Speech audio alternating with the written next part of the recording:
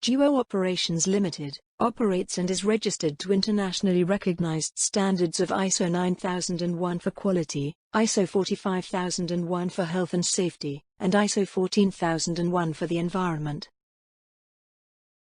Duo Group Holdings comprises of several different divisions as seen on the screen.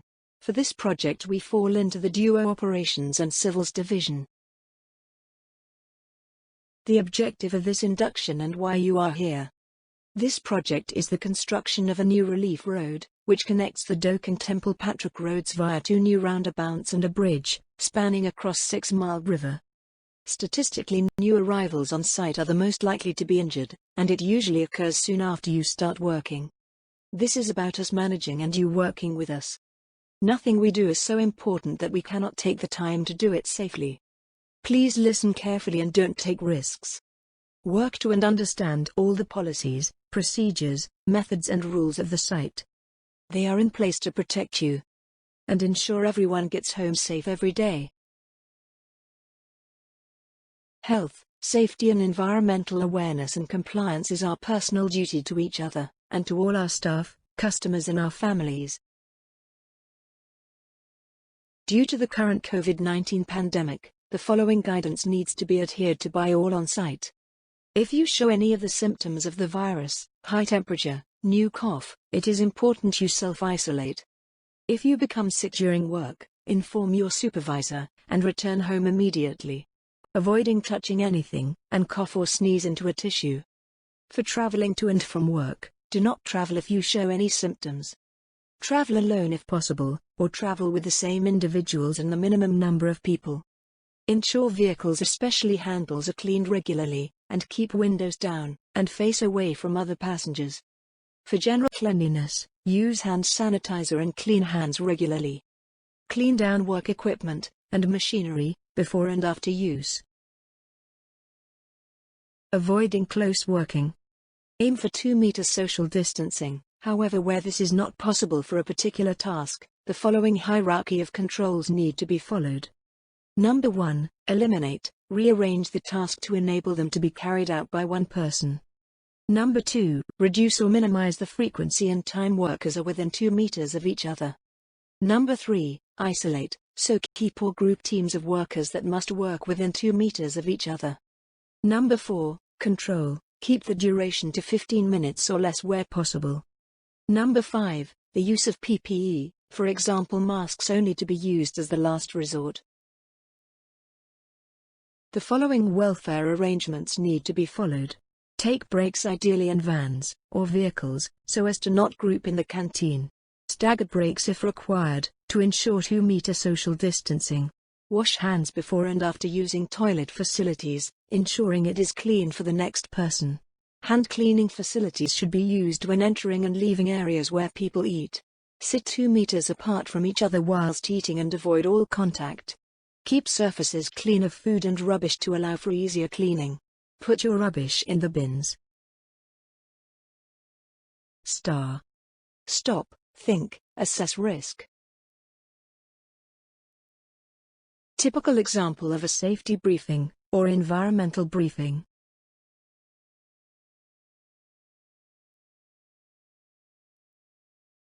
First aid on site. The location of the first aid point is within the site office. First aiders on site are Alan Logan and Philip Hopper. There will be an adequate number of trained first aiders, however due to the work locations, contractors must have their own qualified first aider, and first aid kits. If you need to contact the emergency services, contact them by dialing 999 or 112. The address for the site is Dog Road, Ballyclare, BT 399ET. Your nearest A&E is Antrim Area Hospital, Bush Road, Antrim, BT 412RL. If in doubt, share your location from the likes of Google Maps. Accident reporting procedures. Every accident, near miss, or unsafe condition needs to be reported to a supervisor or manager as quickly as possible, regardless of how small or unimportant it appears. These must be reported back to Lotus Homes, the client, immediately, along with a brief report. You will be required to assist us with any investigation. Reporting and investigation is not to apportion of blame, but to hopefully prevent a similar incident and/or a more serious one occurring. Drug and alcohol testing. DUO operations reserve the right to test for drugs and alcohol abuse in the following situations. Firstly, when an incident occurs implying impaired judgment, such as plant collisions or overturning. Secondly, if you are reported as being under the influence of drugs and alcohol, or by random testing. Fire and emergency procedures. Located within the offices and welfare units, there are notices advising you what to do in the event of an emergency. The assembly point for the site is within the compound car park, adjacent to the road. The means of raising the alarm will be an air horn. Fire drills and practices will be undertaken periodically. The following table shows the different types of fire extinguishers, and the corresponding fires they are able to extinguish. The use and instructions for operating are shown on the body of the extinguisher. These will be located within the site offices, compounds and plant and vehicles. It is important to only tackle a fire if you are trained, and it is safe to do so.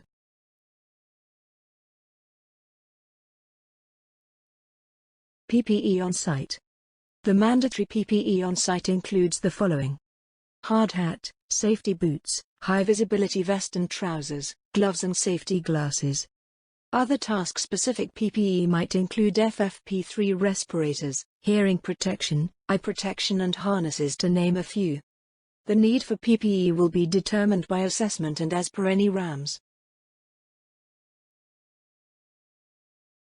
DUO Operations uses the CARES Health and Safety System. CARES is an acronym, which stands for Consider, Accidents, Recognize, Everyone's, Safety. All accidents and related ill health are preventable. Nothing we do is so important that we cannot take the time to do it safely. As part of this, we ask you to commit to safe working.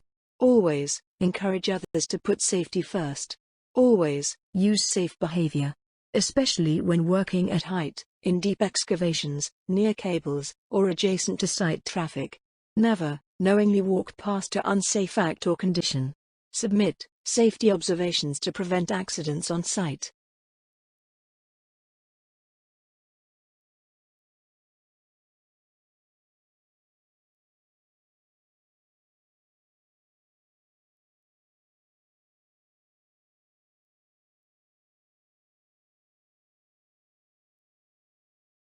Latoto.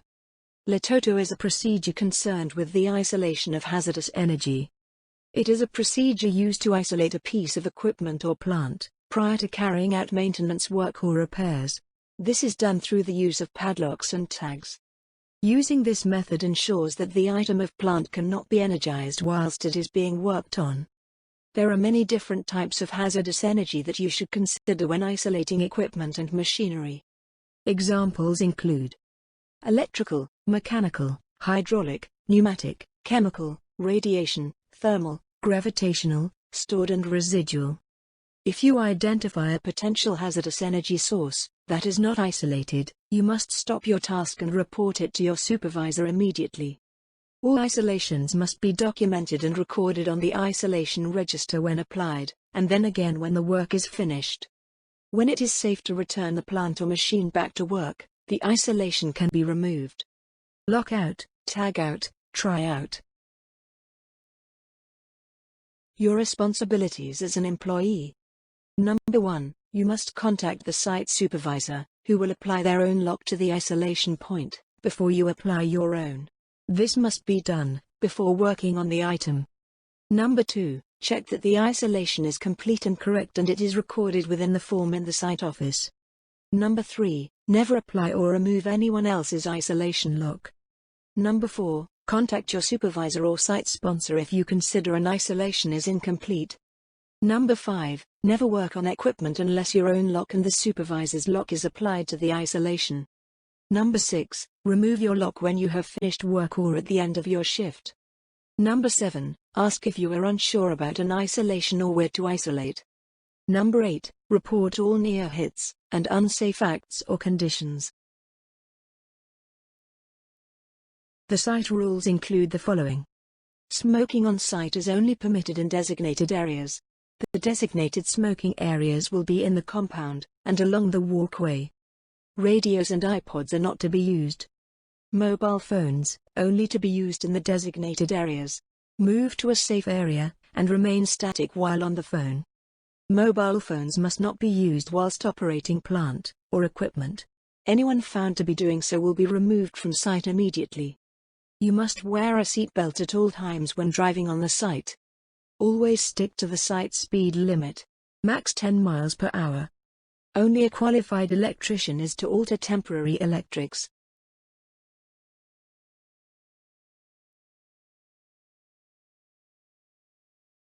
Safe working procedures. Make sure you have read, understood, and signed method statements and risk assessments prior to commencing work. Pre-task briefings will be carried out by supervisors or engineers. Toolbox talks must be attended, carried out weekly, on topics relevant to the site. High-risk activities require a permit to work. These include permit to dig, working at height, confined space, hot works, and electrical isolations. Make sure you have requested your permit, and it is signed off, prior to commencing the work. Rules for excavations. Number 1. Obtain a permit to dig. Number 2. Service drawings to be available if relevant. Number 3. Prior to breaking ground, a CAT scan must be carried out. Number 4. You must create a safe method of access, egress into the excavation. Number 5. You must create a safe method of crossing the excavation. Number 6. Mobile plant and machinery are to be kept segregated from pedestrians, as much as possible. Number 7. Excavations to be inspected by a competent person or persons. Number 8. All materials are to be kept at a safe distance from the excavation. The following controls relate to all excavations, where an operative is required to work within the excavation. Number 1. All excavations must be assessed to determine the need for excavation support. Number 2. All excavations which require an operative to kneel down and work below the top level of the excavation must be supported to protect that operative at all times. Number 3. All excavations greater than 1.2 meters in depth must always be shored, battered or stepped back to ensure a safe working area. This is mandatory. Buried services. Any services within the ground need to be located, identified, highlighted, routes marked, if necessary, hand dug, and supported if required.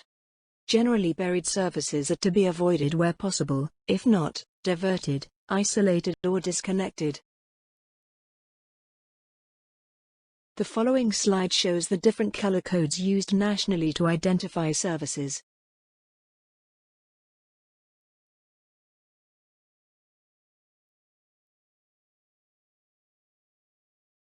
Overhead services. Before working in the vicinity of overhead services, you must obtain GS6 guidance, avoiding danger from overhead power lines. Clearly signpost the dangers, with goalposts and high visibility warning notices. Keep overhead lines in view when moving plant and equipment. When working in the vicinity of overhead services, you must never go near or touch any broken or fallen overhead power lines or associated plant. Drive a high vehicle under an overhead line when there are alternative routes. Take plant or equipment closer to live power lines than the clearance given by the UK power networks. Carry ladders, or other long objects underneath lines without reducing them to their shortest length, and carrying them horizontally, close to the ground. Induction registration. Having a CSCS, CPCS or MPQC card or other skills card affiliated to the system is compulsory for operating all mobile plant. Please can you complete the induction register and personal details form, and present your skills card. You will not be allowed on site if you do not have an approved skills card. No exceptions. Plant operators. Valid CPCS or NPAS card must be held for items of plant which you operate. Ensure the rear view cameras and mirrors are working and positioned correctly on all plant with cabs. Ensure flashing beacon is working and stick to the site speed limits. Always lower the body of tippers or dumpers prior to moving. Daily inspections must be completed on plant before work starts. These are to be submitted weekly to a site supervisor. Any defects need to be reported, and defective plant is not to be operated. Never leave plant unattended without preventing unauthorized access, and never leave keys in any plant or machinery. Always wear your seat belt. Do not carry passengers unless your machine is designed to do so. All mobile plant must have a suitable spill kit and fire extinguisher. You must hold a valid driving license to drive on the public highway. You must not unload plant on the highway unless there is a full traffic management plan. Mobile plant taken on the highway must comply with the road vehicles regulations. You must comply with the Highway Code and Road Traffic Act. Always observe the speed limits both on and off the site. The rules for excavators. Excavators are to be fitted with a rear view system. This includes mirrors, camera, or a combination of both. Excavators used for lifting more than 1 ton must be fitted with load check valves. Rated capacity indicator. Drivers must have the CPCSA 59C category. When lifting with an excavator, the bucket or attachment must be removed. Slings, chains, and shackles must be attached to the proprietary lifting point. Lifting operations. Lift plans are required for most lifting operations, including cranes, excavators, and high-abs. Slinger or signaler must be clearly identifiable, including orange high-vis, with slinger signaler printed on the rear. Exclusion zones to be set up around lifting operations. Never work, walk, or stand under a suspended load. Know the safe working load and load weight. Use taglines, as, and when required. Lifting equipment. Lifting equipment must have a valid test certificate. 12 months, or 6 months if used in operations to lift people, such as man riding baskets. Lifting gear and accessories must have a valid test certificate, dated within the last 6 months. All lifting equipment need to be marked with a safe working load. Be checked before use, weekly and recorded. Vehicle drivers and pedestrians. When leaving the highway, to enter a site, you must engage the beacon or light bar. Take care when driving along country roads, lanes and private tracks. Only use identified walkways. Be aware of plant operating near you. Do not approach plant without the driver seeing you. Use thumbs up or wave to notify the driver of your presence, making sure you are acknowledged. Beware of blind spots. Vehicles must not be parked on the highway unless within a traffic management system. The dangers of tipping lorries. Stay away from the sides of tipping lorries and dumpers. Articulated tipping trailers are particularly unstable when tipping. Tipping vehicles must not travel in either forward and/or reverse whilst the tipper body is elevated. Manual handling. You are not required to manually lift anything heavier than 20 kilograms. Only lift what you are comfortable with. We have equipment available for lifting heavy items. Check the load before lifting. Plan the job. Use mechanical means where possible. If you need assistance, then ask. COSH. You must have COSH assessments for any substances you bring to site. All substances need to be stored correctly. If you do not have a COSH assessment, you will be asked to stop work until such time that you do. The material safety date sheet is not sufficient. Handheld tools. Depending on the tool, we would expect you to have specific training. For example, in the use of grinders, still saws, abrasive wheels. Similarly with chainsaws and cartridge-operated tools. Ensure you check the equipment is in a good state of repair before use. All electrical equipment must be PAT tested. Hand-arm vibration. Procedures are in place for controlling the risk of white finger caused by vibration. The following chart shows the vibration magnitude along the left-hand side, and the daily exposed limit along the bottom. The vibration magnitude will be provided in the user manual of the tool being used. Using this, you can determine the safe amount of time a tool can be used. Construction dust. Depending on the work you are carrying out, there might be a requirement for you to have completed a face fit testing course. If you are cutting or grinding any products or materials that contain silica, an appropriate dust mask will be required. Evidence that you have completed face fit testing training will be required, along with an appropriate respirator, and sufficient supply, if they are non-reusable masks. Welding operations. For any welding operations, a hot works permit will be required. Additionally, respiratory equipment must be used, or LEV, local exhaust ventilation system. Exclusion zones need to be created, with clear signage, including no unauthorized entry, as well as screens and barriers. Confined spaces. A confined space is a place which is substantially enclosed, although not always entirely, and where serious injury can occur from hazardous substances or conditions within the space or nearby. This, for example, could mean a lack of oxygen. All confined space work will require a permit to work. Site housekeeping. An untidy workplace will cause accidents. Clear waste as work progresses. Do not walk past trip hazards, remove them. Rubbish must not be thrown on site. Discarded rubbish may attract rats and cause the spread of Wheels disease on site. Welfare. The facilities are for your use and are cleaned regularly. They must be kept clean and tidy. Remember to flush after using the toilet. Please wash your hands before eating or leaving site. Use the hand soaps provided. Let us know if any of the following occur. Damage to property. Wrong access. Works or activities that stray outside the way leave. Fuel spillages. Chemical spillages. Damage to underground services. Pollution in watercourses. And any other risks to the environment. You need to take on board the following points. Please stop and think. Do not walk by. Never assume that someone else has reported it.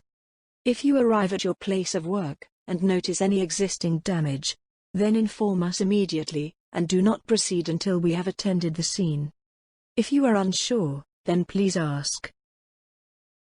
Wheels disease and leptospirosis. Both these can be caught by coming into contact with rats' urine and farm animals. Both can be lethal, and the symptoms are similar to that of the flu. Inform your site supervisor and go to the doctor if you believe you may have been infected with one of them. They can enter the body through cuts, wounds, sores, or as a result of bad hygiene.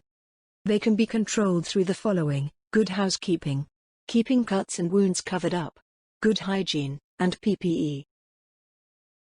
Lyme disease. Lyme disease is caught from ticks.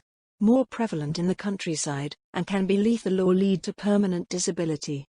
Symptoms include rash around the bite area, joint or muscle pain, drowsiness or headaches, and a mild fever. It is important, if you experience any of these, to see your doctor. How can you avoid them? By keeping covered up, tucking trousers into boots or socks, wearing long sleeves, avoiding brushing against vegetation, checking yourself carefully. Working near or over water. Whilst the level of the river within the site is quite shallow, it is still possible to drown. Having assessed the area, we believe the risk is still serious. Lifebuoy will be located adjacent to the river, close to the working zone. If the equipment is not available, then stop work until it is. Do not venture outside of the way leave. Unexploded ordnance. If you come across something you believe may be an unexploded bomb, do not touch it. Immediately inform the supervisor or engineer. Move away, making the area safe if possible. Switch off any plant or equipment, and make your way to the assembly point. Biosecurity. Japanese knotweed. It is a highly invasive plant, that can spread from tiny pieces of plant material. It has the ability to cause structural damage to infrastructure. And the removal can cost many millions of pounds to the UK economy. It is essential that it is not disturbed or damaged in any way. If you see it, and it has not been isolated, you must inform your supervisor or engineer. Giant hogweed. It is a large biannual plant that can grow over 5 meters high, with a large white flower. It is also highly invasive, and can produce 100,000 seeds per plant. Once again, if you see any that is not isolated, contact your supervisor. The plant sap contains a toxin that causes permanent blistering and scarring. The blistering will reoccur every time the skin is exposed to the sun. Environmental issues. The environmental aspects and impacts of our works cannot be emphasized enough. Protection of the environment is of the highest importance, and for that reason, Duo Group Holdings is committed to gaining ISO 14001 and maintaining this environmental accreditation. Please pay close attention to the following section of the induction. Environmental sensitivities. Watercourse. We can be working near many watercourses, all of which have full legal protection.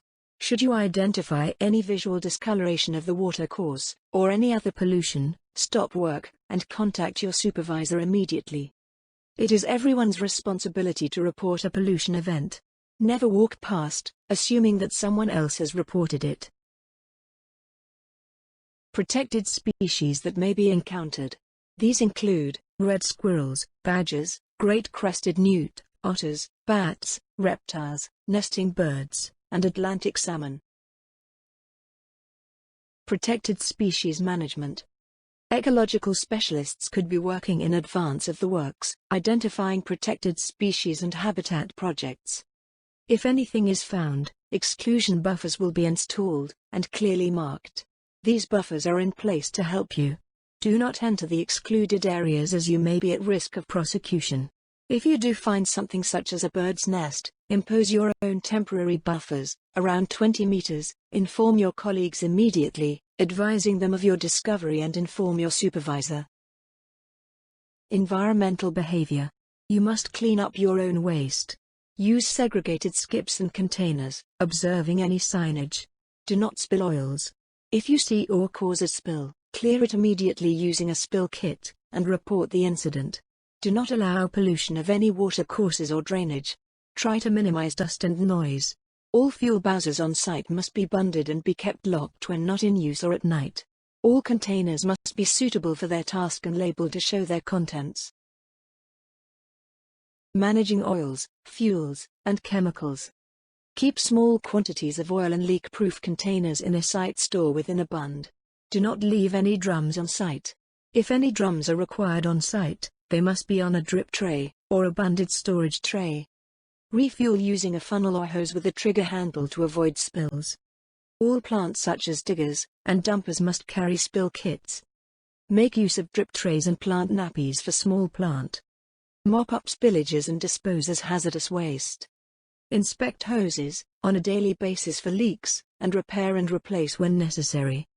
All fuels must be stored in a purpose-designed self-bunded container, or drip tray with a 110% capacity. You are also required to have COSH assessment for any fuels, oils and chemicals brought to site. Waste management. We all have a duty of care to ensure that all waste is properly disposed of. There are two classifications of waste on a site: hazardous waste and general waste. Hazardous waste, which is waste that can cause harm to the environment, can include grease cartridges, waste oil, used oil filters, oily rags, contaminated spill kits, spray cans, and batteries.